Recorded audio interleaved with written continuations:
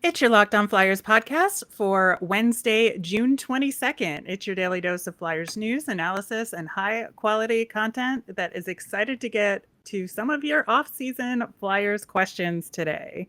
Yep, let's have them. Your Locked On Flyers, your daily podcast on the Philadelphia Flyers. Part of the Locked On Podcast Network, your team every day.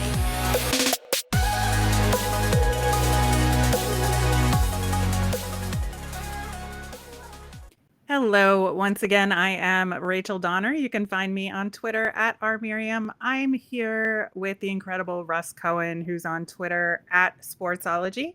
Thanks for making us your first listen every day. You can follow us on Twitter at Locked On Flyers. You'll keep up to date on all our episodes and the Flyers news, all that good stuff.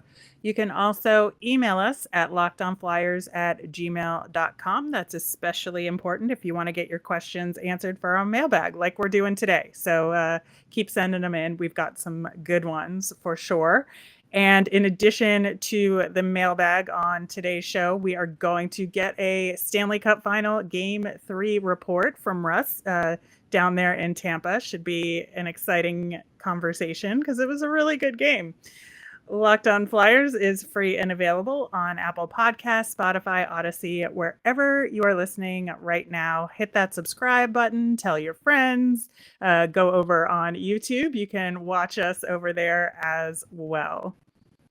Just a quick note before we get into the show. We did talk about our NHL awards predictions on yesterday's show, but we are recording today's show before those winners are announced. So we'll get to talk about whether or not we were correct on tomorrow's show. And still keeping our fingers crossed that future or past us was correct and future us can celebrate. Very confusing. I feel like I know. First now. I know. One bit of Flyers news. Jay O'Brien apparently had hip surgery, so he will be in recovery for the rest of the summer. In theory, he should be ready to start next season at Boston University, according to Mark Diver, who posted that news. And certainly hope it goes well for him. It's been a little bit of a struggle, and we were hoping maybe this would be a really good year for him. Yeah, he had a pretty good year last year. He played well for them. This is just the weirdness of the Jay O'Brien career. And, I only feel like there's a 30-40% chance the Flyers are going to sign him or he's going to want to sign in Philly. I just feel like if he gets healthy and has a big year, he might not sign in Philly. Yeah, it's a question mark. And honestly, I think a lot of people would be okay if he didn't because nobody liked the pick to begin with. No, but for his sake, I think it would be a good thing, and a good story. It would be a good story. And I think you should never blame where somebody was picked on whether you should have him on your team and he could help you. The only thing is, though, this is where having Torts could be a negative because not people who have the choice may not want to choose to play for him. That's the thing. He'll have a choice. Yeah, that is true. And it's something we will have to consider as we move forward. Russ, game 3 in Tampa. I think both of us thought that Tampa had a game like that in them, that they weren't just going to lie down being down 2-0. And I think people were kind of overestimating the chance of Colorado having a sweep in this series, especially given what we knew about Tampa's ability to come back in series, even in this playoffs. And sure enough, they did it enough so to chase the goaltender out for Colorado. Well, we weren't the only ones. I know I was talking about a potential of Colorado winning, but also know that what Tampa can do. But the betting public, it was even on the money line. And actually, Colorado gave a goal and a half to Tampa at that game at home with them, the two-time Stanley Cup champ. So clearly there were a lot of people thinking that it could happen. I feel like what changed the game in this one, the goal off the board didn't change the game, but that didn't help it because it took almost 3 minutes. And the big question post-game on that was, is that a part of the rules? Should it be able to take that long? Because Right. they thought the puck was going to be dropping much quicker than that, and they were just sitting there standing and waiting, right? So then that goal gets taken off the board. Fine, they tie up the game. The Palat goal was a big one. But we did see a meltdown of Darcy Kemper, and what started the meltdown was, I want to say it was in the second period, Corey Perry gets plastered by Josh Manson behind the net, and he kind of looks over him like a boxer, like, because, again, there's not much love for Corey Perry. And then when Right. Corey Perry's getting off the ice, when he realizes he's not penalized, he pushes or gives like a love tap to Kemper. And so trying to figure out what happened, someone on Twitter, and I forget his name, was like, I think Kemper said something to Perry. And I said, I think you're right. And a couple of minutes later, he gives up a bad goal. And so clearly he had sort of lost focus there. And Maroon cut through the crease on purpose to see if he could kind of get Kemper on edge. I don't even know if Maroon was really trying to score because, Kemper poke checked it. It didn't seem like it, but it worked out. It worked out. Kemper poke checked the puck, and I think it hit off Maroon and then goes into the top of the net, and then that was it for Kemper. So I think they got to him mentally. Had they not gotten to him mentally, you saw what Colorado was doing. What was interesting was McKinnon said, I think we did okay. And he's right. He's right in the sense that they were skating the way they wanted to. Rantanen was a factor for a lot of that game. He was having a really good game. It's just, hey, Tampa can take advantage of mistakes and put them in the net. And that really was the difference in the game. And now the big question is, and this is what I wrote about on Sportology, it's kind of Kemper against Tampa now, I think, because Colorado knows what they could do against Tampa, but they have to get the good goaltending, because if not, then they've got a problem, because Francouz is not the answer. We know that. Yeah, he was a little dangerous out there as per usual, skating too far outside the net. Yeah. I think I really had two observations from this game. And the first one on the Colorado side of things, I think you're right. They did actually play pretty well, all things considered. And one thing that they continue to do really well overall is when Tampa clears the puck, Colorado doesn't actually allow them to clear the puck, whereas they always have somebody at center ice who traps the puck. Yeah. And so not only does it prevent them from actually getting rushes in the other direction, but it inhibits their line changes as well. And they get stuck in the defensive zone. So I think that if they can continue to do that, plus get the goal scoring opportunities like they have, they can come back, no question. Now let's talk about the line changes, because – and I forget, was that the Palat goal that came off the line change where it was kind of like a jailbreak? And yeah, I don't know. Tampa has been known to kind of cheat on the line changes. And where I was sitting, I saw an awful lot of skates on the ice before that play happened, and they scored so quickly. And I kind of wonder if they had an extra guy on the ice. I thought they might. It's possible, because they get trapped so often that they just have to make the changes and risk too many men on the ice. And I tweeted that. I really felt that, but it wasn't brought up, so who knows? Yeah, my other observation on the Tampa side of things is that they got well-rounded scoring in this game, that all of the goals were scored by different people. And I think that's really important. The Anthony Cirelli goal to tie it up, first of all, was absolutely magic. It was such a good move. And I really think that re-energized Tampa in a way where it just carried them through the rest of the game, and to get distributed scoring the way they did, and especially from the people that they did. You have your longtime veteran like Pat Maroon, you have a leader like Steven Stamkos, you have an up-and-comer who's burst onto the scene in Nick Paul. And I think that if you look at all of that together, that is a really strong effort by this Tampa team. And I feel like it's repeatable. I mean, like I said, Colorado has so much to draw from that, they could end up being a brick wall on the other side of things. But I do think both teams have it within them to win this series. Yeah, they definitely do. And I would say the Logan O'Connor ragdolling of Ross Colton was a little shocking too. Not because there was a fight. Yeah. There've been some fights in the Stanley Cup. You can go back and there's been one or two every once in a while. But this was just a massacre. It really was. But man, this series has been a ton of fun It so has. far. It's like people were saying it was kind of the dream matchup that everybody wanted. And I think to a large degree, it's fulfilling that. So looking forward to the rest of it. Yep. And, there's all kinds of stats. This is the first loss for Colorado on the road. Tampa's won their last 8 in a row at home. Like, everybody's got to do something for the first time in this series. Like, it's just, they're both just that good. All right. We are going to get to your mailbag questions coming up next. But first, we're going to hear about our friends at Rock Auto. This episode is brought to you by Rock Auto. With the ever-increasing numbers of makes and models, it's now impossible for your local chain auto parts store to stock all the parts you need. Why endure often pointless or seemingly intimidating questioning and wait while the person behind the counter orders the parts on their computer, choosing the only brand their warehouse happens to carry? You have computers with access to rockauto.com at home and in your pocket.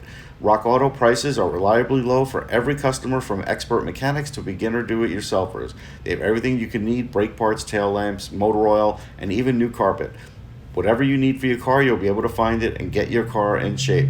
Go to rockauto.com right now and see all the parts available for your car or truck. Write Locked On in their How Did You Hear About Us box so they know we sent you. Amazing selection, reliably low prices, all the parts your car will ever need. rockauto.com. We have a ton of great questions of yours to get to in a moment, but first we have a quick favor to ask of you. Locked On has put together a survey so we can learn more about listeners just like you and make your favorite Locked On podcasts even better. This is your chance to tell us what you like and what you don't like about Locked On shows. So go to lockedonpodcasts.com/survey right now to get started. It won't take very long, and everyone that completes a survey qualifies for a chance to win one of 10 $100 Ticketmaster gift cards. To take that survey, once again, go to lockedonpodcasts.com/survey, and thanks for your help. All right, a basket of questions this week. The first one's a good one from Martin M. And he says, hey guys, I have a question for the panel, especially Russ. What are your feelings on the roster shaping for the 2022 World Junior competition in August? Will the proximity of training camp affect who participates? No, because I think teams are willing to let guys be late to camp to do that. It's only training camp. It's not missing games. So I think they'll be willing to do that. Someone like Torts would frown, but I think Chuck would let him do it, and it would be the right thing. And so that's, the difference, I think, of those two. Yeah, I think that Hockey Canada and USA Hockey in particular have a lot of pride around this tournament. And Yeah. I think that they are going to fight tooth and nail to have the players that they want on these rosters to be able to win. And honestly, I think a lot of these kids really want a chance to play in the tournament. I think that it's an important tournament for them and in their careers, and something that, if you ask NHLers who participated in the tournament years ago, they say it was a seminal moment in their development and look back on it fondly. So I do think that most of the expected guys will be on those rosters. Yeah, I mean, a couple that, of the top picks, like Shane Wright's not going to be there. Right. Like we expect that. I did jot down a quick list of Flyers guys that I think could be in it if you want it. Oh, yeah. So I think based on the age, because, they were younger at the time, like Emil Andre, I think could still be in the mix for that. Should be for Sweden. Brian Zanetti, for the Swiss? Switzerland, yeah. For Switzerland. Ethan Sampson for Canada. He got invited to the pre-camp. And maybe Samu Tuomala for Finland. Yeah, we'll see how that shapes up, but it'll be fun to have an extra hockey tournament in the summer to talk about. All right, next question from Don. With the hiring of Torts, what do you think the impact will be on Carter Hart? Well, I mean, in the press conference, it was a focus to make sure that they cleared out all the garbage in front of them. Garbage is my word. Torts didn't say that. But there was a lot of hijinks and stuff that were going on that weren't taken care of. So I do think it'll be fine. Torts is pretty hands-off with goalies these days. and really lets the goalie coaches do their thing. So I don't think there's going to be a big deal here. I think he'll be really supportive. I think so too. And based on what he said very specifically, he understands what Carter Hart's development has been like. And like you said flat out that he thinks Carter Hart deserves to have a stronger defensive structure in front of him. So I think that he'll stay out of the way when he needs to, but do the work to try and get him some support when he does. So I think it'll be a good thing on average.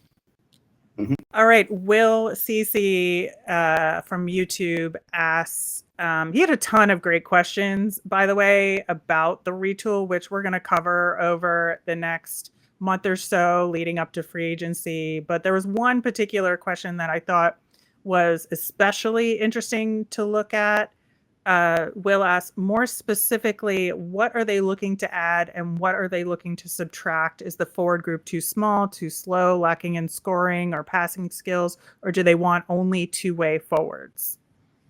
Well, I mean, that's something that Torts would like, but they're not going to be able to do it that way. I think what they will add is some speed and some toughness. I think they'll do both. So if they can get somebody that has speed and toughness, I think they'll do that. I think they might also add just sort of like a rock-solid defender. Nick Seeler would not be the guy to be that, but maybe they would try and add that via trade or free agency, just like a veteran guy that could really, suck up some big minutes there and help out the group.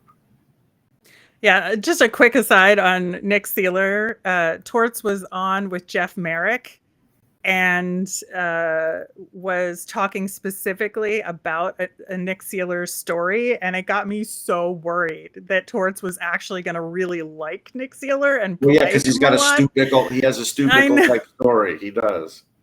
I know, and so I think that was a moment where I took a step back. I was like, oh no, don't get on the Nick Seeler train. Once again, like Nick Seeler, the person. Right, we just don't want him to play 45 games. Exactly. We just want him to be a fill-in defenseman, not a permanent defenseman. Right. Okay, so going back to Will's question, yeah, I think that certainly Torts is going to want them to be a better skating team, as we know from his past and how he coaches and how he runs practices. And so I think there will be that focus in terms of working with Chuck Fletcher to get guys that can skate a little bit better. I think north, south, and east, west. I got to say that, one of the big weaknesses, I think, of the Flyers is too much stationary action and not enough keeping the feet moving.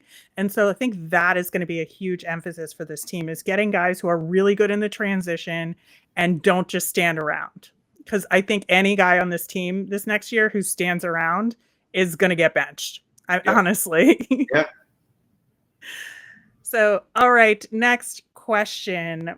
Will the Flyers trade the 5th overall pick for a proven player? I mean, I think they're going to have those scary type of discussions. I do. Because I think teams will look at the Flyers from, the outside and say, well, they are saying they want to be competitive. We got a guy that we're willing to trade that maybe they want to get, and we'll take the 5th overall pick. Those discussions are going to happen. Ultimately, I don't think they'll do it, but I think Chuck is going to sell those discussions as we get closer to the draft. Yeah, I think you're right. I do think that the one thing that people will have to worry about to some degree is the trading away of that pick for some sort of superstar blockbuster thing, and that he feels like he can't refuse. And that worries me because like the Ristolainen deal weighs heavy on me. And giving away a first rounder in that deal, I think, was unconscionable. I just think that it just overvalued Ristolainen to such an extent that I feel like Chuck could undervalue what this 5th overall pick is in a potential deal. Well, especially since they're so sold on the 2023 draft. And and they have more picks there. It's a legit worry. Yeah. So ultimately, I think you're right. I don't think they do it, but I do think that the temptation will be there, especially in a need to turn things around quickly. That if they get stars in their eyes and could get some sort of, 35 to 40 goal scorer Hmm. and give up that pick as part of the deal, they will definitely seriously consider it, and that has me worried. But we shall see. All right. Next question. Should the Flyers clear cap space now and play the kids to try and be more competitive in year 2 of the Torts era as opposed to this year? Yeah, I think so. There was a Philly radio personality that called me last night and asked me a similar question, like, "Hey, what year do you think the Flyers are going to make the playoffs with Torts?" Like he just flat out asked me, and I said, "I think year 2 there's a chance. I think year 1 it's really the cards are stacked." So my feeling is, and this is just me, if I were doing this, I would let more of the kids play so I could see who works with Torts, who doesn't, and then I know who I could trade. I would clear some cap space so I have flexibility so I could gain maybe a player at the deadline because somebody can't afford them and they've got a couple years term on them and I've got the actual space to do it. That would be good. So this way I could really go full force then next year on the lineup when maybe another salary falls off and we, and you can start focusing on what is working, with the coach. Because, if you gear up this year and you get all these players to kind of gear up with the coach right now, just because they say they want them, it doesn't mean it's going to work. I'd rather have some skates on the ice and have a blueprint of what's going on so I really have a better idea of how to fix it rather than the quick fix. Yeah, I think there's something to that, and especially in terms of having more of the younger players get on board with Torts earlier. Whereas if they are coming into the Flyers and their NHL careers only knowing Torts as the coach, I think, and kind of building their pro game under Torts, I think that will only serve them better as far as their careers within the Flyers organization. That it doesn't put any value judgment on Torts as a coach or what, whether he's good or whether he's not. It just says, here's our guys. They're bought in fully on this system because that's the one system that they know in the NHL. Yeah. And it makes them better at that versus having to have competing systems in their heads or knowledge of a past that they shouldn't be thinking about. Yeah, I think there's a legit worry that, again, a lot of roster spots are going to get filled with filler instead of having younger guys try and prove themselves. Yeah, hopefully they do a better job at balancing that out. We're going to have more questions, more Tortorella related stuff for sure coming up next. But betonline.net is your number one source for all your betting needs and sports info. Find all the latest sports developments, league review, and news, including this year's NHL Stanley Cup Final and Major League Baseball. BetOnline is your continued source for all your sports wagering information, from live betting to playoffs, esports, and more. And betonline.net remains the best spot for all your sports scores, podcasts, and news this season. BetOnline is the fastest and easiest way to check in on all your favorite sports and events, including MMA, boxing, and golf. Head to the website today or use your mobile device to learn more about all the trends in action. Bet online, where the game starts. All right, we've got a few more questions to round out the show. What do the media outside of the Philadelphia market think of the Tortorella hire? It's interesting. So when I walked into the Cup, I was approached by a lot of different people. I was talking to guys like Mike Russo. A lot of people know I'm from the area, and we're just like, "Hey, what do you think of this move?" And the overriding factor is they all are skeptical about what the Flyers could do this upcoming season. They're skeptical about that. They're not necessarily skeptical about Torts, but also feel like with the cap situation, it's a tough slog here to try and to get better. With the way it is, maybe in 2 months we'll be, giddy about what's transpired. So, they're not against the hire, but as far as everything else, there's a lot of skepticism.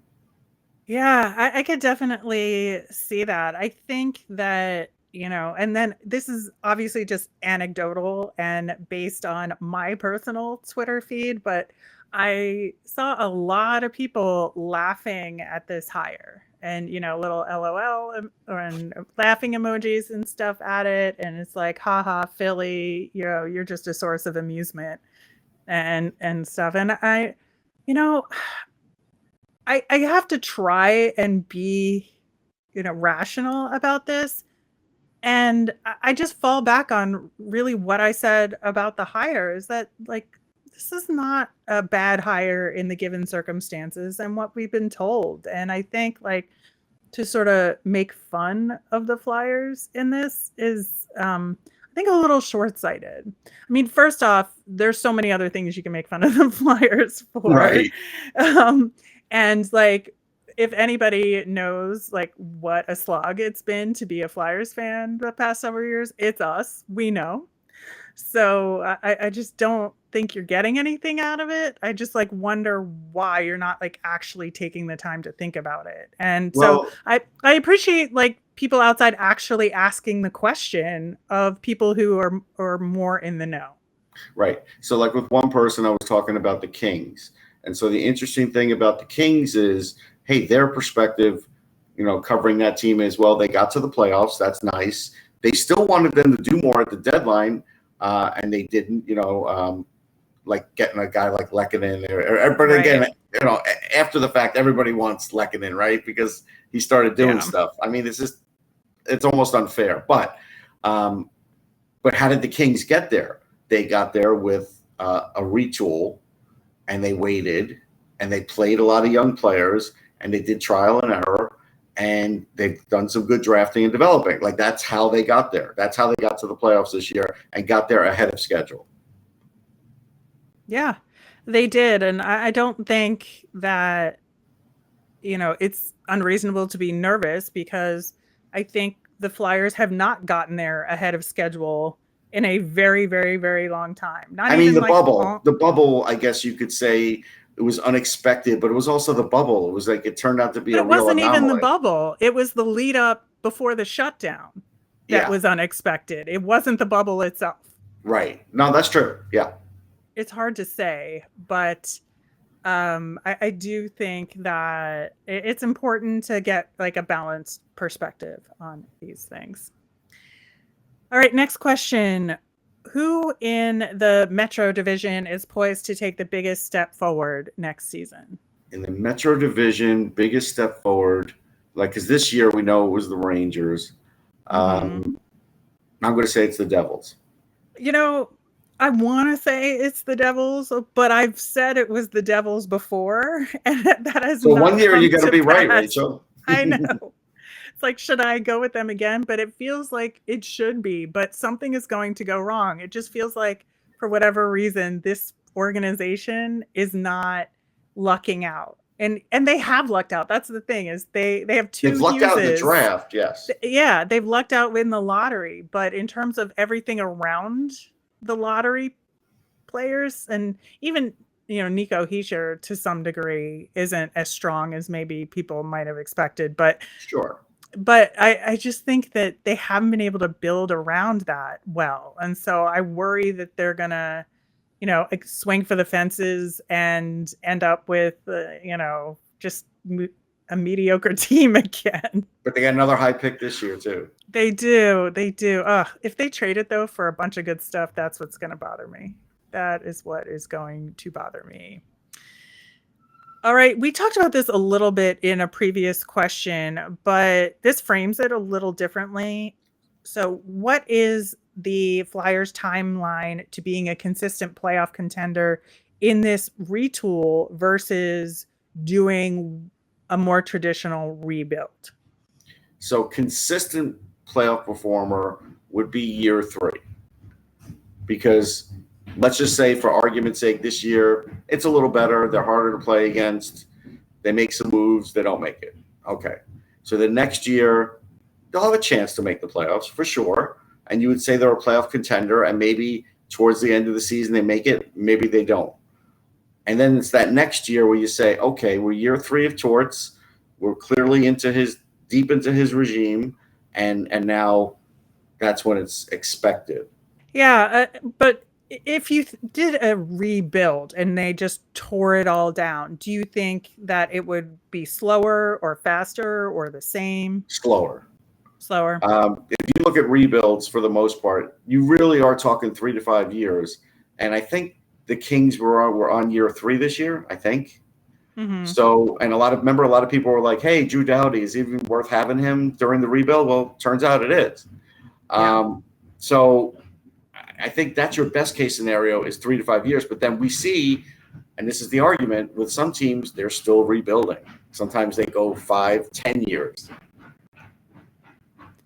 Yeah, I just don't think there's the patience for it. But at the same time, people want to do it right. And there's a little cognitive dissonance going on there. Yeah. And I feel it too, personally, where I kind of want to get there faster, but I also want to do it right. And that is not the same thing. So, no. But I think we're there are looking conflicting thoughts. That's Yeah. conflicting thoughts. Yeah, it is. It is. But I lean toward the doing it right, and I don't know.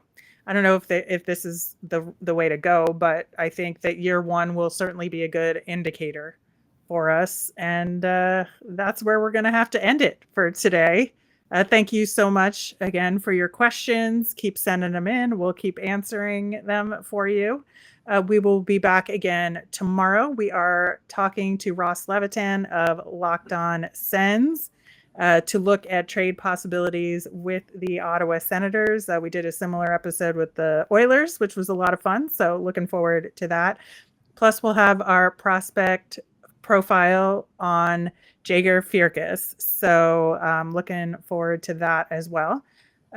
To send in your questions for us, you can tweet us at Locked On Flyers. You can email us at lockedonflyers@gmail.com. You can also comment on our YouTube channel.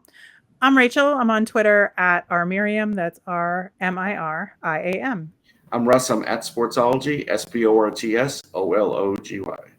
You made us your first listen today. Now make your second listen Locked On NHL. Locked On NHL covers the playoffs like no other. Hear the latest news and opinions from local experts every Monday through Friday. You can catch me on the Friday show. It's free and available wherever you get your podcasts. Have a great day, everyone.